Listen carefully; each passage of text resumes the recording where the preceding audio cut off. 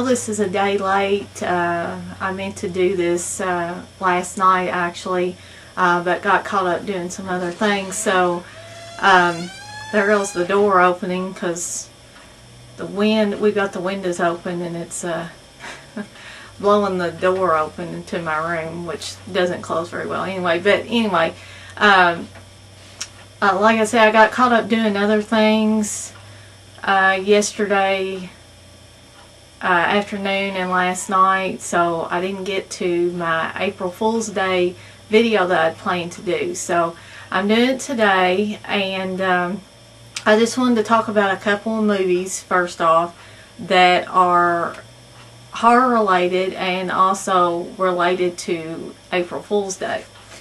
And the first one is, of course, the original April Fool's Day from 1986.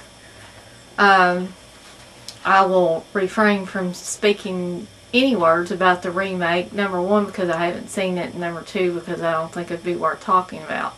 But the original has to do with a bunch of friends, college friends, who are getting together for a weekend at their friend Muffy's house.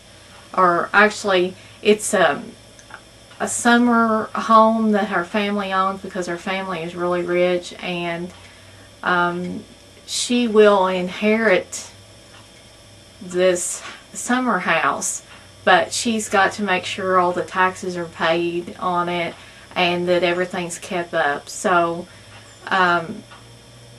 she's got to come up with some way to, number one, pay the taxes, and number two, to make sure that the house will be kept up and not, you know, get into disrepair or anything. So she invites all of her friends for one weekend. It's your typical slasher movie setup. You got a bunch of young people together, partying, you know, drinking, doing drugs, having sex. You got all the things there. But what makes this movie special or more unique than some other slasher films at that time is there's a unique twist to this film, and I won't give it away for any of you that haven't seen it. I would suspect the majority of you that are watching this video have probably seen it, but like I said, I'm not going to give it away for anyone that is watching the video and has not seen April Fool's Day. It's actually, I will tell you, there's a double twist at the end. And it's really, it's a fun movie. I didn't really feel let down by it at all.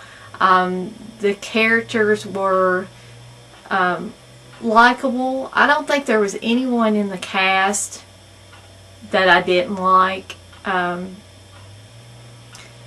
Of course, Amy Steele's in this one, for those of you that, for those guys that really like Amy Steele. I know some of you do. And she's great in it. I would almost say that her performance in this film is almost better than, well, heck, I'll just say it. I think her performance in April Fool's Day was better than Friday the 13th Part 2. She was great in Friday the 13th Part 2, but I think she had kind of honed her acting craft a little bit better by the time she made this film. And I just think it was really, she did a really good job. Everyone else did an excellent job in this film. I'm going to have to stop this for just a second. I will be right back. Okay, I'm back. Sorry about that. I had to take care of something really quick. Back to the April Fool's Day movie. Very good slasher movie, unique slasher movie with a double twist, like I said. Very good acting. The kills in it are, well, I wouldn't call them really creative kills or very unique kills, I feel that they would satisfy most horror movie fans. So definitely, if you haven't seen the original April Fool's Day, and again, this is the original, not the remake, then definitely pick that up and watch it, because I think you will enjoy it, or I think most horror fans will enjoy it. The next movie is Slaughter High, which when it either when it first came out or right before it was supposed to come out, it was actually under the title April Fool's Day.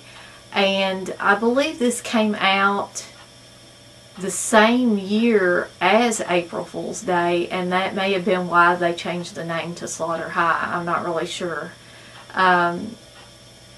But this movie does take place on April Fool's Day, which is why I usually watch it on April Fool's Day. I'll watch April Fool's Day, and I'll also watch Slaughter High. Actually, yesterday when I was watching them, I almost forgot about this movie taking place on April Fool's Day, and I almost missed out watching it again, which would have been a shame, because I really like this film. I mean, yes, it's cheesy. Yes, the acting is not really good. There are a few actors and actresses that stand out. Of course, Caroline Munro is great in this film. She's always great in any horror movies that I've seen her in. I believe she was also in some James Bond films, but I haven't seen many James Bond films, so I haven't seen her in any of those. But of course, for those of you that are huge horror fans, you have more than likely seen her in films like Maniac. She was also in a very brief role as a dancer in the film Don't Open Till Christmas.